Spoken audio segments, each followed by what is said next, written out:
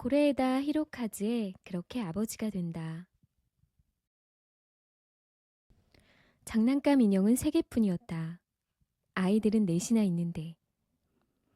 노노미야 미도리는 처음 방문한 그곳에서 긴장감으로 몸이 뻣뻣하게 굳어 있었다.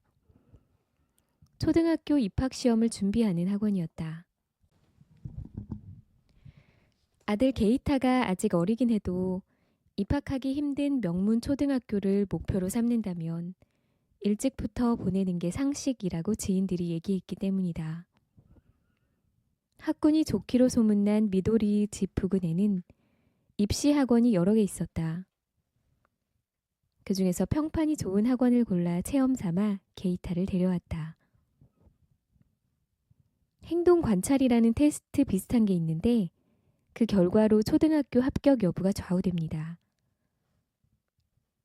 미도리와 다른 새 엄마를 앞에 두고 말끔하게 다림질한 하얀 블라우스를 입은 고상해 보이는 50대 여성이 말했다. 그 학원의 원장이었다. 필기시험도 있지만 그것은 예비적인 의미일 뿐이고 개중에는 필기시험을 안 보는 학교도 있습니다. 원장이 유리 너머로 지도교사에게 고개를 끄덕여 보았다. 그러자 유리벽으로 둘러싸인 옆방에서 놀고 있는 아이들 넷을 보살피던 운동복 차림의 30대 지도교사가 일어서더니 유리벽으로 된 다른 칸으로 아이들을 데려갔다. 아이들은 방 한가운데 놓여있던 인형 3개로 달려들었다. 그런데 행동이 늦어서 인형을 차지하지 못한 남자아이 하나가 울음을 터뜨렸다. 그 아이의 엄마로 보이는 여자가 나지막이 아 하는 탄식을 흘렸지만 곧바로 얼굴을 붉히며 고개를 숙였다. 저것이 행동 관찰에 흔히 나오는 과제입니다. 일부러 인원수보다 부족하게 장난감을 주는 거죠. 그리고 아이들의 행동을 지켜봅니다. 울음을 터뜨린 아이는 인형을 보며 더 큰 소리로 울어댔다. 저런 상황이면 모두 다 어느 초등학교에도 합격할 수는 없죠. 방안을 힐끗 본 원장의 얼굴에 살짝 놀라워하는 기색이 비쳤다. 안에서 변화가 일어났기 때문이다. 인형을 갖고 놀던 남자아이가 울고 있는 아이에게 인형을 건네준 것이다. 울고 있던 아이가 그 인형을 거칠게 낚아챘다. 어머, 착하기도 해라. 그렇지만 저 아이도 저대로라면 합격할 수 없습니다. 인형을 건네준 아이는 미도리의 아들 게이타였다. 하얀 피부에 큼지막한 눈이 귀여웠다. 가끔 여자아이로 착각하는 사람도 있다. 게이타는 인형을 건네준 아이를 한동안 바라봤다. 그 아이는 게이타에게 눈길 한번 주지 않고 계속 인형만 갖고 놀았다. 게이타는 울지도 않고 서글픈 눈빛으로 인형만 바라볼 뿐이었다. 그 모습을 본 원장이 고개를 가볍게 끄덕이고 말을 이었다. 양보는 훌륭한 행동이죠. 하지만 그것만으로는 합격할 수 없습니다. 학교에서 요구하는 건 다른 애들을 불러서 차례로 갖고 놀자고 제안하는 리더십과 공감 능력인데 미도리는 원장의 말이 더 이상 들리지 않았다. 게이타를 꼭 안아주고 싶은 마음이 가슴 저리도록 강렬했다. 그러나 미도리는 그 자리를 떠나지 않고 억지로 원장의 말에 주의를 기울였다. 그녀는 머릿속으로 단정하게 생긴 남편의 옆 얼굴을 떠올렸다. 세이카 학원 초등부의 입학시험 날짜는 11월 첫째 주 토요일이었다. 노노미야 료타는 학원에서 실시한 부모들의 면접 예행 연습에는 일 때문에 참가할 수 없었다. 아내 미도리는 조금 불안했지만 아무 말도 하지 않았다. 남편 서재 책상에 줄곧 올려뒀던 면접 예상 질문지에 한 번 훑어본 흔적이 묻어 있어서였다. 료타는 다른 사람의 시선을 끌었다. 키는 180cm, 나이가 42살인데도 몸무게는 70kg대 초반을 유지했다. 균형 잡힌 몸매라 어두운 색깔 양복을 걸치면 모델처럼 보였다. 게다가 얼굴 생김새가 수려해서 꼭 여성이 아니라도 넋을 놓고 바라볼 정도였다. 무엇보다 그는 자신감이 넘쳐 흘렸다. 대규모 일을 제1선에서 이끌고 있다는 강한 자부심이 그를 더욱 매력적으로 보이게 만들었다.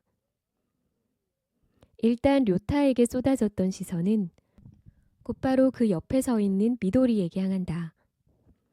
미도리는 여전히 그런 시선에 움츠러들고 만다.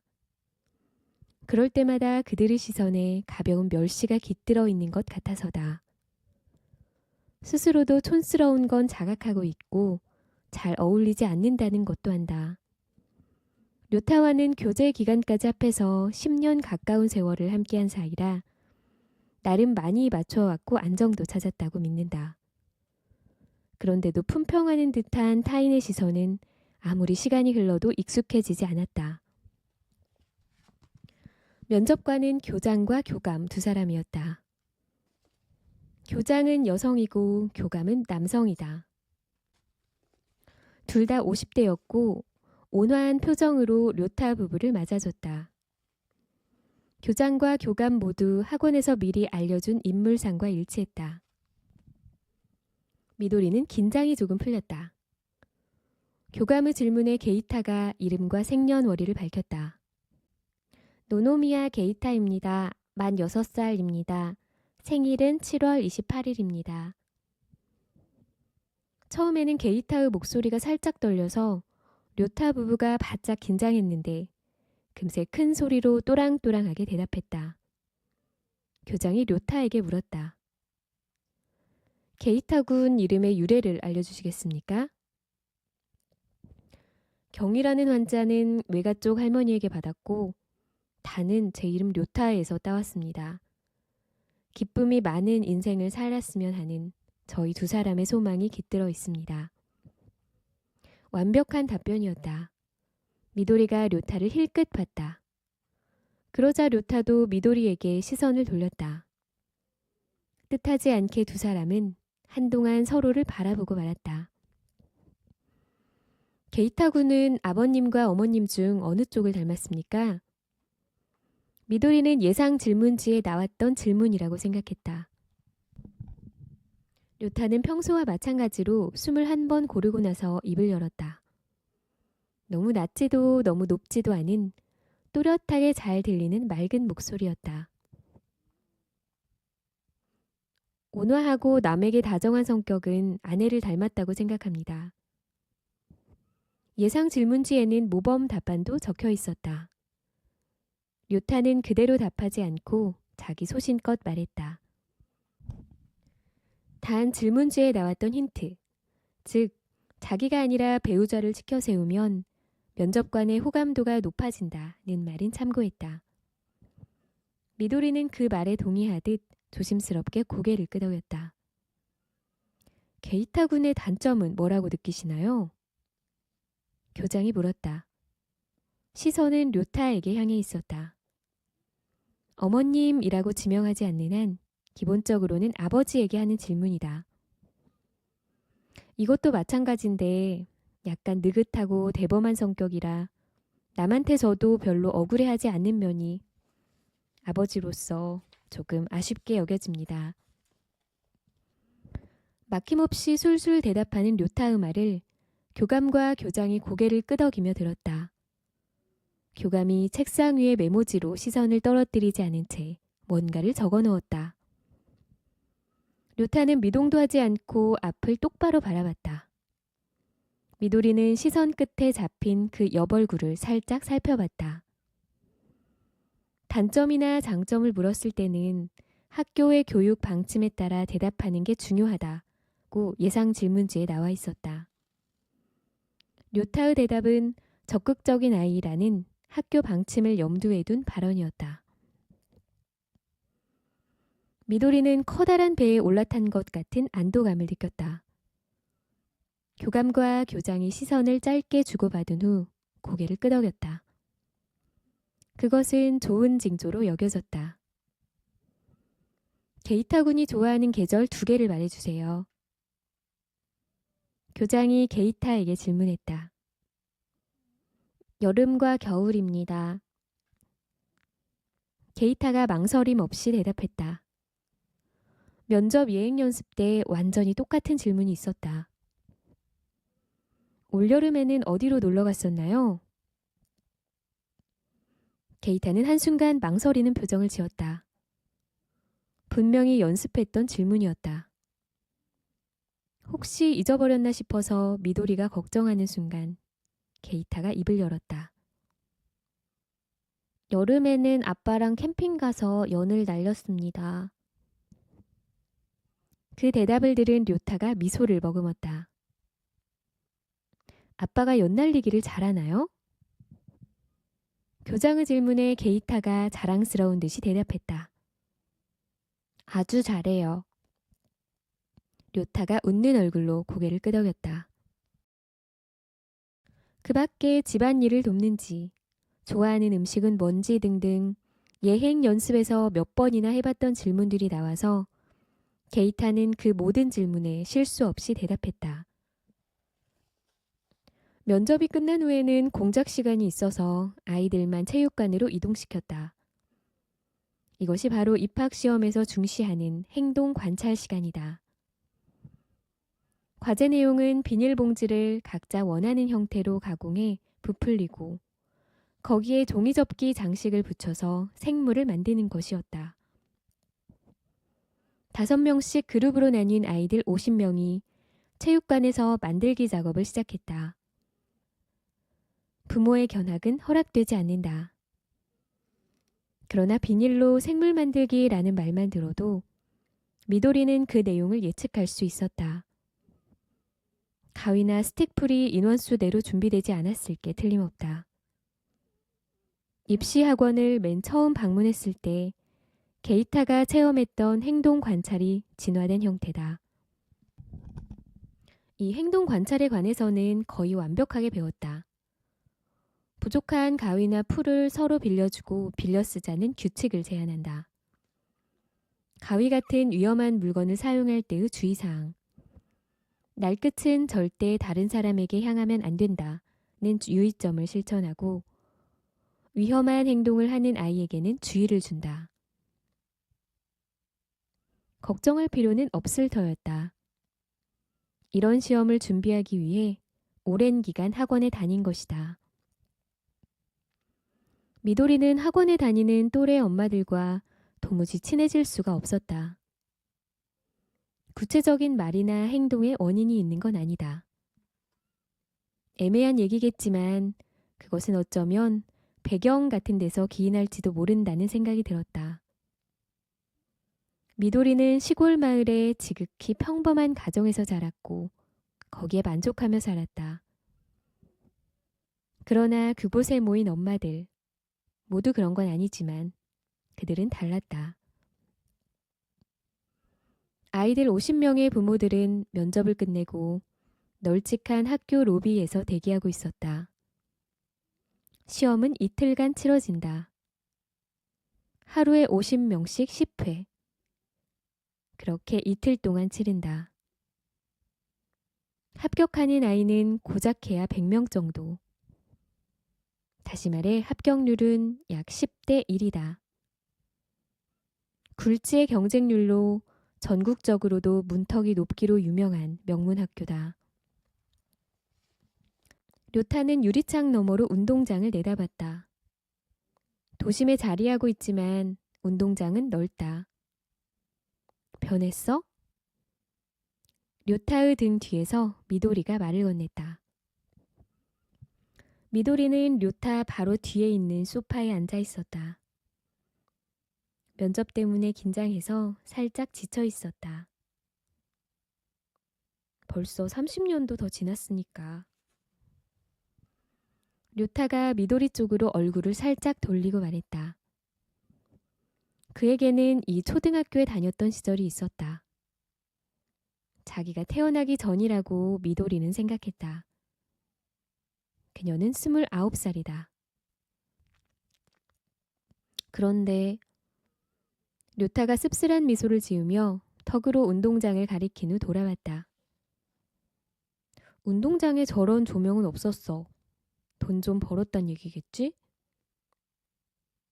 미도리가 허둥지둥 료타에게 주의를 줬다. 아이 참. 미도리는 주위의 시선이 신경 쓰였다. 학교 관계자가 어디 있을지 모른다.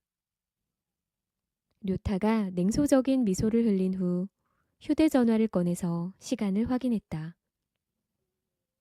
꽤 무리해서 시간을 냈기 때문이다. 회사로 돌아갈 수만 있다면 1시라도 빠른 게 좋다. 곧이어 로비의 아이들 목소리와 발자국 소리가 울려 퍼졌다. 시험에서 해방된 아이들이 교사의 인솔을 받으며 돌아왔다. 부모의 얼굴을 찾아낸 아이들은 너나 할 것 없이 뛰기 시작하며 부모의 품으로 달려들었다. 아버님, 어버님, 오늘은 이것으로 마치겠습니다. 조심해서 가세요. 아이들을 인솔해온 여교사가 인사했다. 고맙습니다. 마치 지휘자라도 있는 것처럼 100명 가까운 부모들이 다 같이 고개를 숙여 감사 인사를 했다. 인솔 교사가 자리를 뜨자 로비는 금세 시끌벅적해졌다. 재밌었니? 미도리가 게이타를 끌어안으며 물었다. 응. 게이타가 천진난만하게 웃는 얼굴로 대답했다. 미도리는 학원에 다닌 효과를 실감했다. 넉넉한 시간을 갖고 학원에 보내서 게이타에게 큰 부담을 강요하지 않고 그 능력을 기를 수 있었던 것이다. 마음에 안 드는 점도 많았지만 그래도 보내길 잘했다는 생각이 들었다. 게이타, 료타가 불렀다. 아빠랑 캠핑 간 적 없잖아? 응. 이번에도 게이타는 천진난만하게 대답했다. 그런데 왜 그런 말을 했니? 료타의 목소리에 나무라는 기색은 없다. 재미있어 하는 것 같았다. 학원 선생님이 그렇게 말하랬어. 료타는 그 말에 웃음이 터지고 말았다. 그랬구나. 입시 학원이란 곳이 대단하네. 료타가 빈정거리는 투로 말한 뒤 게이타의 머리를 쓰다듬으며 나지막이 소리내 웃었다. 미도리가 목소리를 낮추고 게이타에게 말했다. 그럼 대단하고 말고 제일 좋아하는 음식은 엄마가 만들어주는 오므라이스입니다. 라는 대답도 똑 부러지겠는걸? 미도리와 게이타가 공범처럼 소리를 죽이고 웃었다. 료타도 덩달아 웃었다. 미도리는 절대 요리가 서툰 사람이 아니다. 오히려 잘했다. 그런데도 게이타는 왜 그런지 집 근처 고깃집에서 묵은 기름으로 튀겨내는 닭튀김을 너무 좋아해서 칭찬받은 상으로 뭘 먹고 싶은지 물으면 예외 없이 그 닭튀김을 먹고 싶어 한다. 엄마가 손수 만든 오므라이스는 2번째지만 입학시험 면접용으로는 이게 더 유리하다고 학원에서 가르쳐줬다. 셋이 현관 쪽으로 걸어가는데 게이타는 자기가 비닐로 만든 귀여운 귀신에 관해 엄마에게 열을 올리며 설명했다. 료타는 그 얘기를 들으면서 벌써 일 생각을 하기 시작했다. 료타는 학교 옆 코인 주차장에서 미도리와 게이타와 헤어졌다. 차로 집까지 데려다 주겠다는 말에 료타가 바쁜 걸 잘 아는 미도리가 거절했다. 버스로 돌아가도 되고 가는 길에 저녁장도 보고 싶다면서. 료타는 차를 몰면서 코인 주차장에서 봤던 2 가족을 떠올렸다. 같이 입학시험을 본 가족이 틀림없다.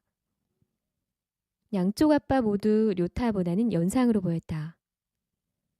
그리고 양쪽 아빠 모두 같은 모델의 최상급 클래스 독일차를 타고 있었다. 료타의 차는 국산 자동차다. 국산이긴 해도 같은 가격이면 수입차도 충분히 살 수 있다. 료타가 일하는 업계에서는 잘난 척하는 수입차보다 국산차가 더 좋은 인상을 준다. 그러나 그 두 아빠의 차보다 가격이 낮은 건 확실하다. 료타는 운전대를 꺾으며 결코 엄두를 못 낼 가격은 아니라고 생각했다. 료타가 근무하는 곳은 대기업 건설 회사인 미사키 건설이다. 초대형 종합 건설사라 불리는 일본 5대 건설 회사 중 하나였다.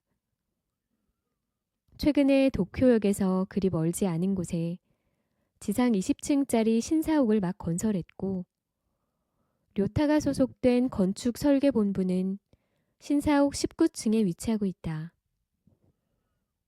도심의 랜드마크가 된 대규모 건축물 여러 개를 담당해온 인기 부서였고, 료타는 실질적인 책임자로서 그 부서를 이끌어갔다. 료타는 지하 주차장에 차를 세우고 엘리베이터를 타면서 프레젠테이션에 온 신경을 쏟았다. 빠뜨린 건 없을 터였다. 그래도 신중에 신중을 기해야 할 정도로 중요한 일이다. 소리도 없이 올라간 엘리베이터가 부드러운 안내방송으로 19층에 도착했다고 알렸다. 널찍한 엘리베이터 홀에 내려서자 사무실 문이 열리더니 다부진 체격의 양복을 차려입은 남자가 나왔다. 들켜버렸나? 그렇게 말하며 빙그레 웃는 남자는 료타의 상사인 가미야마 부장이었다. 료타는 걸음을 멈춰 허리를 굽히며 정중하게 고개를 숙였다. 수고하셨습니다. 얼굴을 든 료타는 활짝 웃으며 스스럼 없는 친근한 말투로 물었다. 그런데 웬일이시죠, 토요일에? 가미야마가 그 우락부락한 얼굴에 쑥스러워하는 미소를 머금었다. 자네 오기 전에 돌아가려고 했는데 라며 등 뒤에 있는 사무실을 돌아봤다. 아주 잘 됐던데 그 CG? 그것은 이번 프레젠테이션을 대비해서 만든 CG였다. 모형도 중요하지만 아무래도 CG 영상에는 압도적인 정보량을 담을 수 있다. 영상도 건물뿐만 아니라 이미지, 음악, 필요에 따라 애니메이션 효과를 넣을 때도 있다. 그 완성도에 따라 이번 프레젠테이션의 성공 여부가 결정된다고 해도 과언이 아니다. 고맙습니다. 료타가 인사를 꾸벅하며 말하더니 살짝 익살을 떨며 뽐내듯이 가슴을 펴보았다. CG 업체, 자네 때문에 눈물깨는 흘렸겠는데? 가미야마가 료타의 가슴을 가볍게 찌르며 말했다. 료타가 과장스럽게 기침을 해댔다. 료타는 타협을 허락하지 않았다. 명확한 비전을 가지고 그것을 밀고 나간다. 그것은 가미야마의 스타일을 따라하는 것이다. 3번이나 고치라고 했으니까요. 료타의 가차없는 단점 지적에 CG 제작회사가 투덜거려서 약간의 분쟁이 있었다. 가미야마의 손까지는 빌리지 않고 해결했지만 어디선가 전해 들었겠지. 멀리서 지켜본다. 가미야마에게는 그런 큰 그릇다운 면모가 있었다. 가미야마가 힘있게 료타의 어깨를 두드리더니 귓가에 대고 자네만 믿어 라고 속삭였다. 그 말 한마디에 료타는 황홀해질 만큼 뿌듯한 기분에 젖어들었다. 료타가 고개 숙여 인사했다. 가미야마는 위대한 존재였다. 그가 맡아온 수많은 건축물, 그 제작 과정에서 생겨난 숱한 전설과 무용담, 미사키 건설의 기둥을 지탱해온 인물 중 하나라고 부를 만하다. 그런 그도 55. 다음 인사이동에는 이사로 취임한다는 소문이 돌았다. 일선에서 물러난다는 뜻이다. 그 후계자로 지목되고 있는 사람이 료타였다. 만약 소문대로 실현된다면 그는 사상 최연소 부장이 된다. 회방꾼은 바로 퇴장해야지. 라고 농담을 던진 가미야마가 엘리베이터로 걸음을 내디뎠다. 료타는 엘리베이터에 타려고 하는 가미야마를 쫓아갔다. 그대로 회방꾼을 보낼 수는 없는 노릇이었다. 아, 저 금방 끝나니까 지난번에 갔던 가게에서 한잔 하시죠. 얼마 전에 방문했던 요리집인데 내놓는 안주마다 맛이 기가 막혀서 가미야마가 극찬했던 것을 료타는 기억하고 있었다. 가미야마가 씁쓸하게 웃으며 말했다. 미안해, 집사람이랑 긴자에서 영화 보기로 했어. 라며 가미야마가 도착한 엘리베이터에 올라탔다. 그러고 보니 목에 두른 멋스러운 목도리가 긴자 데이트를 짐작케 했다. 우수한 부하를 두면 상사는 가족한테 서비스하느라 바빠진단 말이지. 가미야마의 말이 료타의 가슴 깊숙이 스며들었다. 좀처럼 남을 칭찬하진 않아도 칭찬할 때는 쑥스러움을 감추는 말을 덧붙였다. 엘리베이터 문이 천천히 닫히기 시작했다. 료타는 머리를 깊숙이 숙였다. 부탁해. 문이 닫히는 찰나 가미야마가 말했다. 노고를 위로하는 다정한 음성이었다. 네, 고생하셨습니다. 료타는 이미 닫힌 문을 향해 다시 한번 고개를 숙였다. 건축설계본부가 자리한 19층은 한산하고 조용했다. 공사 현장은 토요일에도 돌아가지만 건축설계본부는 기본적으로 토요일과 일요일이 휴일이다. 그러나 사무실 한 귀퉁이에 있는 회의 공간은 뜨거운 열기가 감돌았다. 그곳에는 료타를 비롯해 남직원 5, 여직원 3이 모여 있었다. 하나같이 젊고 패기 있는 정예의 요원이다. 그들은 커다란 회의용 책상에 올려둔 모형을 둘러싸고 있었다. 그것은 도쿄 도내 대형 터미널역 앞에 재개발 프로젝트 건축 모형이었다. 유리를 다량으로 사용한 개방감이 있는 건물 옆에는 거대한 나선형 슬로프가 설치돼 있다. 거대한 건물 전체가 유리로 에워싸여 있어서 천공으로 치솟는 회랑처럼 보인다. 그 바로 앞은 초록빛 공원. 쓸모없는 공간임에도 대규모 개발을 할 때는 법률상 만들어야 하는 의무가 있다. 남쪽이 이쪽이었지? 료타가 그 공원 모형을 보면서 모형 담당자인 남자 직원에게 물었다. 네, 태양의 움직임은 이렇습니다. 후배 직원이 손으로 태양의 움직임을 그려보았다. 그것을 본 료타는 한동안 생각에 잠겼다. 겨울철에도 햇볕이 확보될 게 분명했다. 생각하기 따라서는 이곳이 최고의 장소다. 공원을 산책하는 사람이 혼자나 커플뿐이군. 공원 안에 배치된 사람 모형에 관한 말이었다. 가족 동반 모형을 좀 더 늘립시다. 료타의 제안에 모두가 동의했다. 강아지 산책을 시키거나 다른 남자 직원이 의견을 발전시켰다. 료타가 그 말에 곧바로 반응했다. 아하, 그거 좋네. 가정적인 분위기를 좀 더 추가해보자고. 모형에 없던 시점이다. 프레젠테이션에서는 가족층을 끌어들이는 전략을 강조했는데 아무래도 건물에 역점을 두는 경향이 있다 보니 공원이라는 회방꾼의 세부까지는 그런 의식이 반영되지 못한 것이다. 로타는 모형을 바라보며 공원에서 게이타랑 노는 모습을 떠올려 봤다. 가족이 없었다면 놓치고 지나쳤을 시점인지도 모른다. 그렇긴 해도 게이타랑 공원에서 놀았던 기억을 더듬어 보니 아주 오래전으로 거슬러 올라갈 수밖에 없었지만 힘차게 울려 퍼지는 목소리에 료타는 현실로 되돌아왔다. 자, 여러분. 리더가 저녁 쏠 건데 뭐 먹을래? 피자 아니면 솥밥? 그렇게 말하며 나타난 사람은 마스시타 하루나였다. 늘씬하고 큰 키에 딱 붙는 회색 정장을 입고 있었다.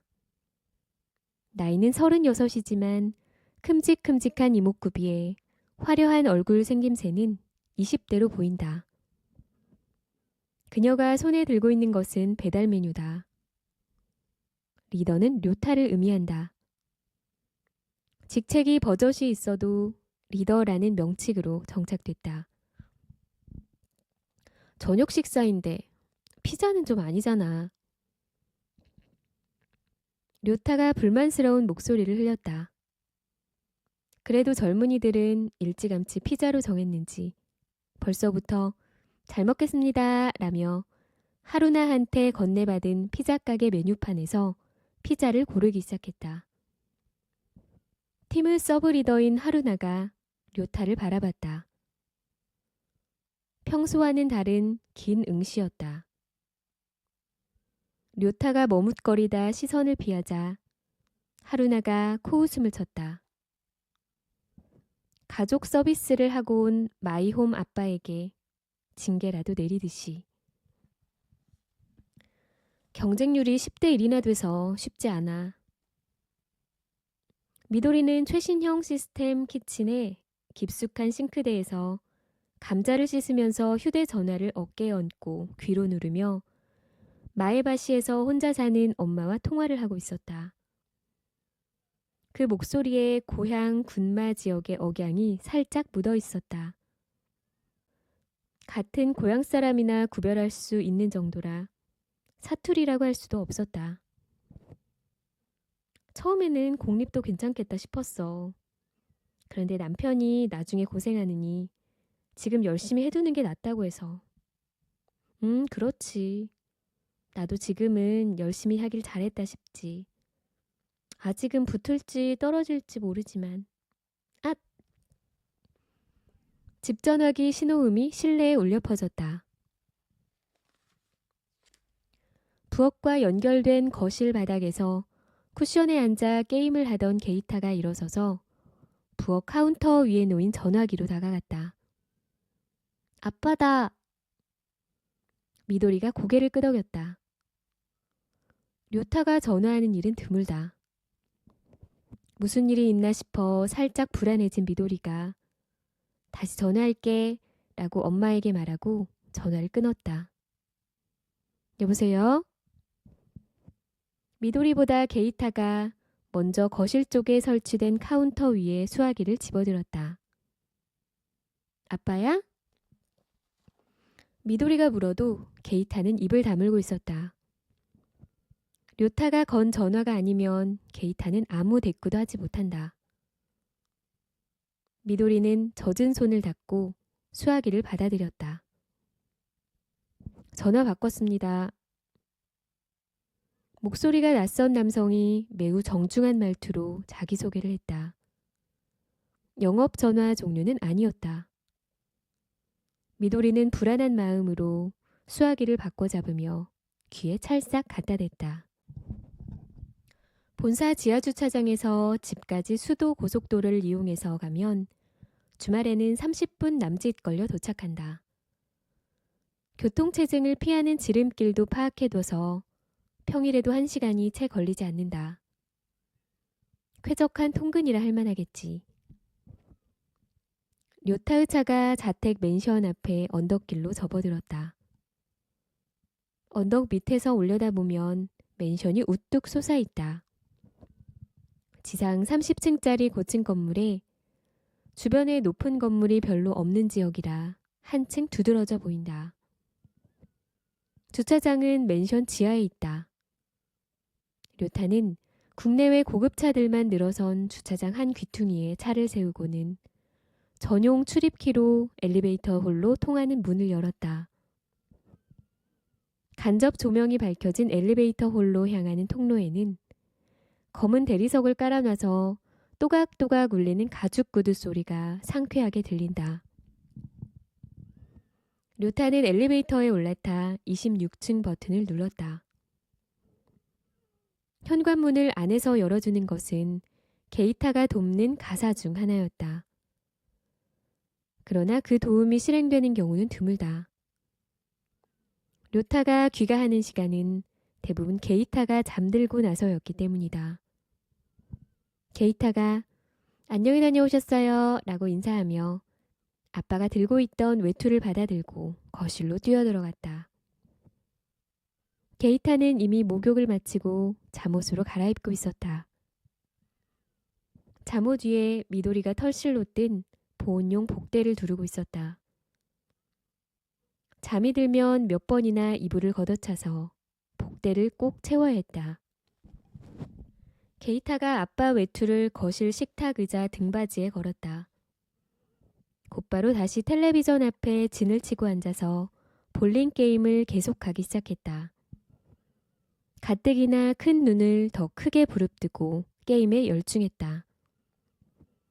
남편을 맞으러 나온 미도리가 료타의 가방을 받아 식탁 의자에 내려놓았다. 더 늦을 줄 알았는데. 토요일에도 쉬는 때가 거의 없다. 한밤중에 귀가하는 것도 당연시 돼 버렸다. 그렇다고 해서 녹초가 되는 타입은 아니다.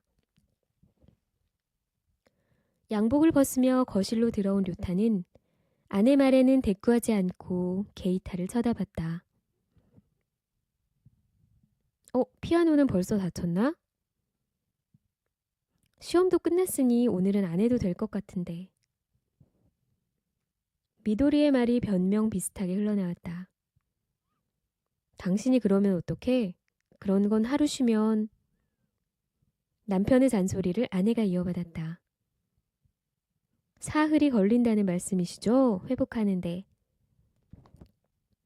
미도리가 웃는 얼굴로 놀리듯이 말하자 료타도 따라 웃고 말았다. 자, 피아노 좀 쳐볼까 게이타? 게이타가 곧바로 게임 전원을 끄고 정해진 자리로 게임기를 치웠다. 말을 잘 듣는 착한 아이였다. 미도리는 게이타를 재촉해서 피아노 앞에 앉혔다. 아직 이른 시간이긴 하나 휴일 밤에는 작은 소음에도 민감한 사람들이 많다. 방음이 확실하게 돼 있긴 해도 전자피아노의 볼륨을 낮췄다. 치기 시작한 곡은 튤립이었다. 어딘지 모르게 더듬거리는 연주였다. 저녁은 먹고 왔지? 목욕물 받아놨어. 피자 한 조각밖에 못 먹었어. 넥타이를 풀면서 한숨 섞인 목소리로 말했다. 도무지 저녁 식사로는 내키지 않아서 머뭇거리고 있는데 젊은 남자들이 눈 깜짝할 새 료타모까지 먹어버렸다.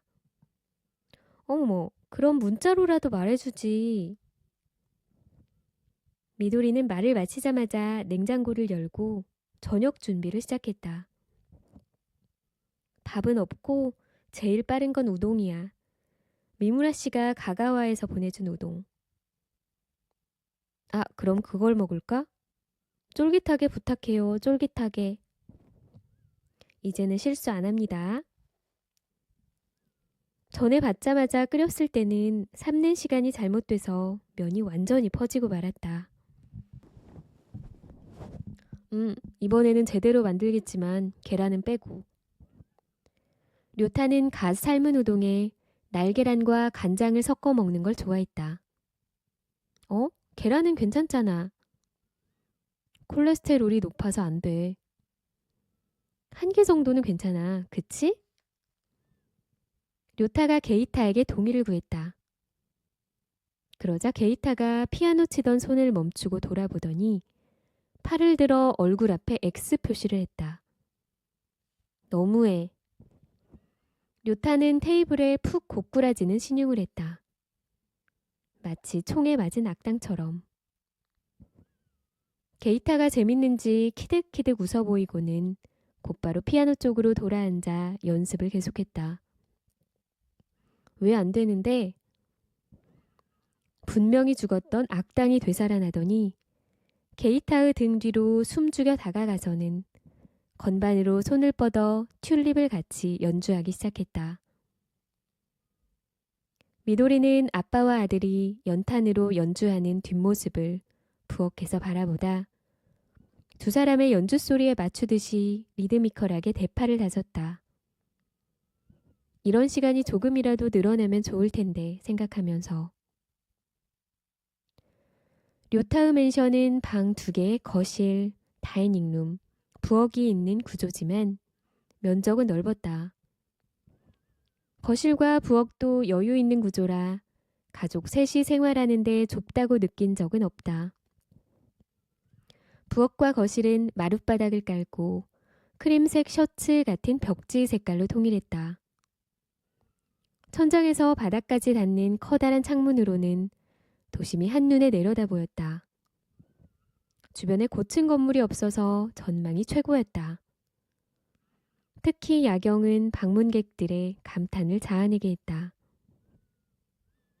료타가 맨션의 모델하우스를 보고 마음에 들었던 점은 한가롭고 평화로운 분위기였다. 흔히 생활의 냄새라고 표현할 법한 편리성이 없는 것이다.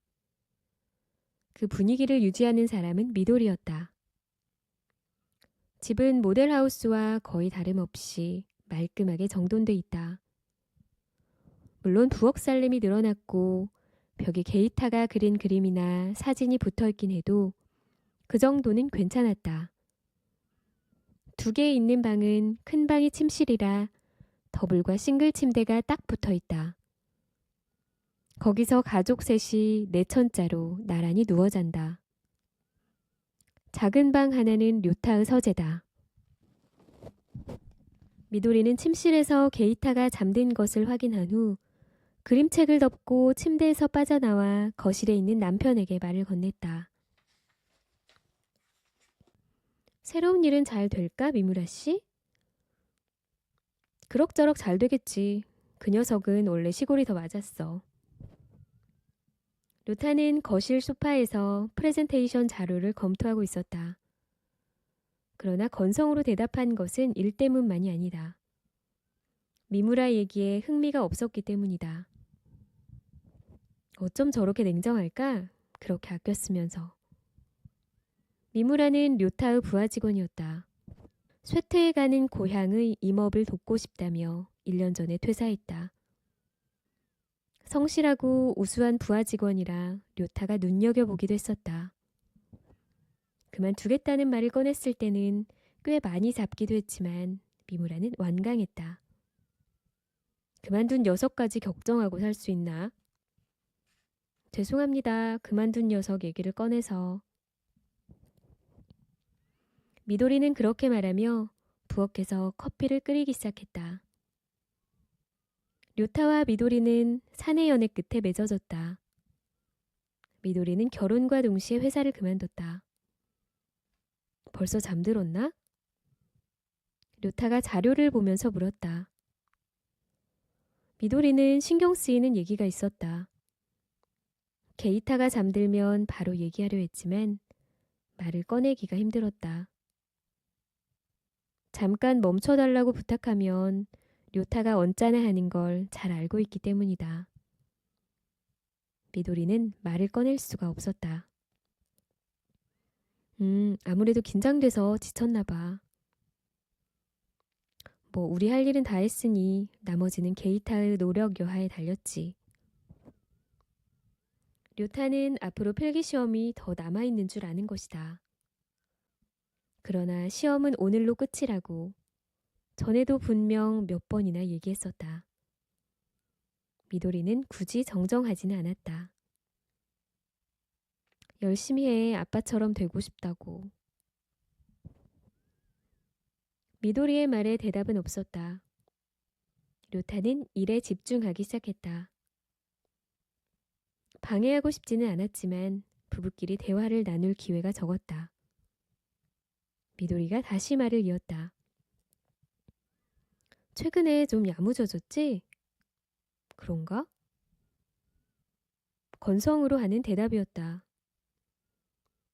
다이치 군한테 그만하라고 말할 수 있게 됐나 봐. 다이치 군이라는 말에 료타가 반응을 보였다. 여름방학이 끝나고 얼마쯤 지나자 다이치 군이 괴롭힌다고 호소했던 것이다. 유치원 선생님과 상담도 하고 싫은 일을 당하면 그만해라고 말하기로 게이타와 약속을 주고받았다. 그러고 나서도 한동안은 울면서 돌아오는 날이 계속됐다. 다행히 요즘에는 완전히 사라졌다. 그럼 다행이군. 요즘 세상에 너무 착하면 손해니까. 그 일의 경과도 료타에게 들려줬다. 물론 그때도 건성으로 대답했던 기억이 떠올랐다. 면접 때는 장점이라고 했으면서 가끔 칭찬도 해줘. 료타가 얼굴을 살짝 찌푸리며 자리에서 일어섰다.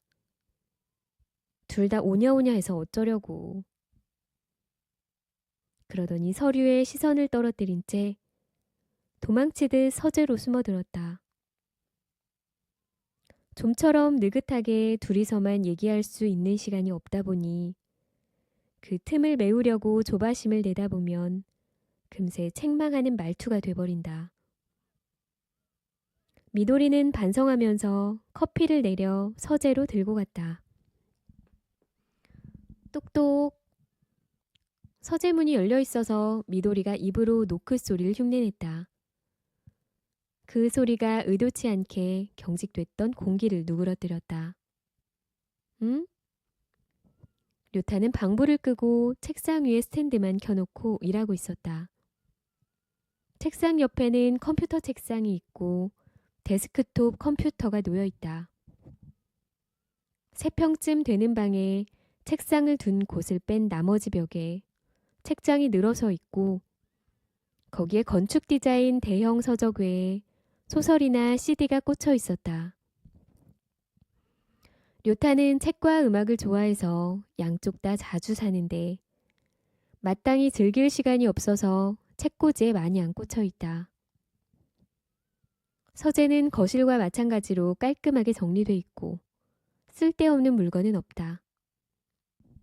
단 하나, 방 한가운데를 차지한 거치대에 세워둔 기타가 있다. 학창시절에 료타가 애용했던 기타다. 그것 역시 연주할 시간은 고사하고 몇 년째 손도 대본 적이 없다. 그러나 애착이 깊어서 깊숙이 넣어둘 수는 없었다. 미도리는 커피 머그잔을 책상 가장자리에 내려놓았다. 커피향이 방 안 가득 감돌자 그것만으로도 긴장이 풀리는 기분이 들었다. 오! 료타가 커피의 반응을 보이며 프레젠테이션 자료를 파일에 담아서 한쪽으로 치웠다. 오늘 바쁜데 시간 내줘서 고마워. 미도리가 감사 인사를 하며 료타 책장에 꽂혀 있는 CD를 꺼냈다. 얼굴을 마주보며 인사하기는 쑥스러웠다. 게이타도 기뻐했어. 일요일 정도는 같이 있어주면 좋을 텐데. 료타는 내일도 아침부터 출근한다. 한밤중이 다 돼서야 돌아오겠지? 미도리는 CD를 책장에 놀려놓고 다시 남편을 마주봤다. 하긴 뭐 라고 말하며 료타가 파일을 정리를 끝내더니 책상을 정돈했다. 이번 프로젝트가 끝나면 시간이 좀 날 거야. 최근 6년간 똑같은 말씀만 하셨거든요. 미도리가 농담처럼 툭 던지자 료타는 뜻밖이라는 표정을 지었다. 내가 그랬나? 농담이 아니었다. 료타는 6년 내내 휴가 한 번 제대로 내지 못한 사실을 잊고 있었다. 마치 휴일이라는 개념 자체를 잊어버린 사람처럼. 그랬거든요. 미도리는 또다시 비난하는 말투로 변할 것 같아서 입을 다물었다. 오랜만에 집에서 보내는 시간을 다툼으로 끝내고 싶지 않았다. 그러나 꼭 해야 할 말이 있었다. 미도리는 마침내 말문을 열었다. 최대한 가벼운 말투로 가장해서.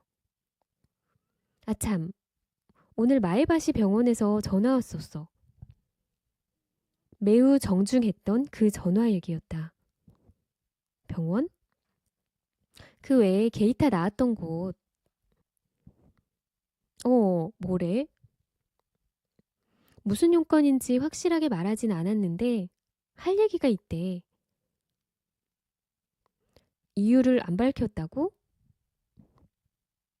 만나서 얘기하고 싶대. 무슨 일일까? 미도리는 말을 꺼내다 불안해져 가슴 앞으로 팔짱을 꼈다. 수혈이나 뭐에 문제라도 있었나? 성가신 일은 아니겠지? 미도리는 분만할 때 출혈이 심해서 수혈을 받았다. 그때 동의서를 썼다. 류타는 늦게 가는 바람에 곁을 지켰던 장모가 서명했다. 시간 낼 수 있겠어? 입학시험 면접도 간신히 짬을 냈다. 이제 더는 할애할 시간이 없다고 말하고 싶었다.